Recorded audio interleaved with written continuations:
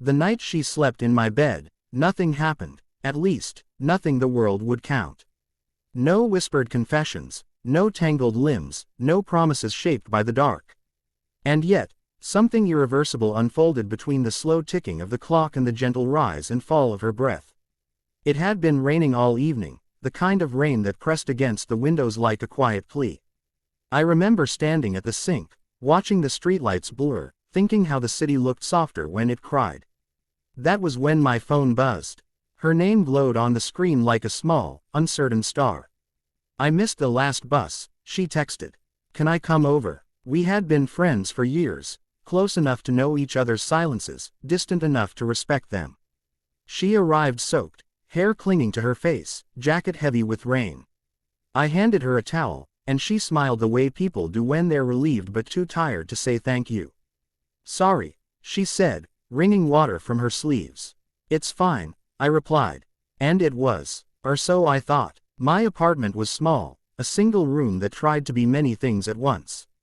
A bed pushed against the wall, a couch that pretended to be a guest room, a table that doubled as a desk.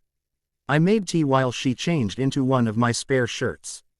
It hung loosely on her, a borrowed softness. We talked the way people talk when they're avoiding what matters. About work, about the rain, about a movie neither of us had finished. The clock crept past midnight, and the rain refused to stop. "You can take the bed," I offered. "I'll sleep on the couch." She hesitated, fingers wrapped around her mug. "It's too small for you.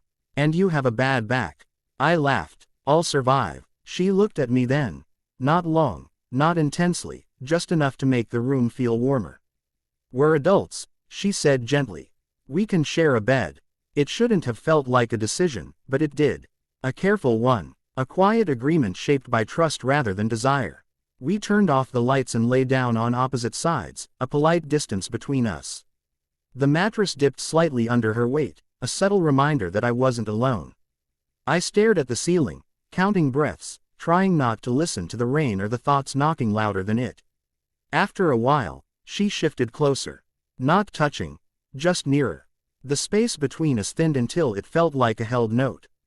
"Are you okay?" she whispered. "Yeah," I said. "Are you?" She nodded, though I could hear the tremor in her breath. "I just hate sleeping alone when my head won't quiet." I wanted to tell her I understood. That my own mind was a restless place. Instead, I said, "You're safe here." It was a simple sentence, but it landed heavy. She turned on her side, facing me. I could feel her warmth now, the soft certainty of another person choosing to stay. She slept before I did. Her breathing deepened, evening out like waves finding their rhythm. At some point, her hand brushed my arm, and she didn't pull it away. I didn't move either. We stayed like that, a fragile truce between closeness and restraint. In the dark, memories surfaced.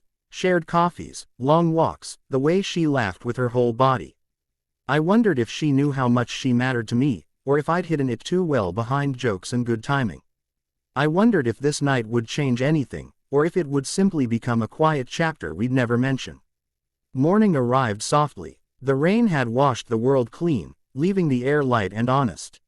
Sunlight slipped through the curtains and found us the way secrets do, slowly, without accusation. She stirred first, blinking, then smiling when she realized where she was. "Good morning," she said, voice rough with sleep. "Morning." For a moment, we stayed still, suspended between yesterday and whatever came next. Then she sat up, smoothing the borrowed shirt, suddenly shy. "Thank you," she said, "for letting me stay." "You don't have to thank me," I replied. "Anytime." She looked at me as if weighing something, then nodded. We made breakfast, joked about my terrible toast, talked about plans for the day. Normal things, safe things. When she left, the apartment felt larger and emptier, as though it had exhaled. I stood by the door for a while after it closed, listening to the echo of her footsteps fade. She slept in my bed, and the world didn't end. But something shifted, quietly, decisively. I learned that intimacy isn't always loud or obvious. Sometimes it's choosing restraint. Sometimes it's trust laid gently between two people in the dark. And sometimes, the most powerful moments are the ones where nothing happens, except the realization that something could have.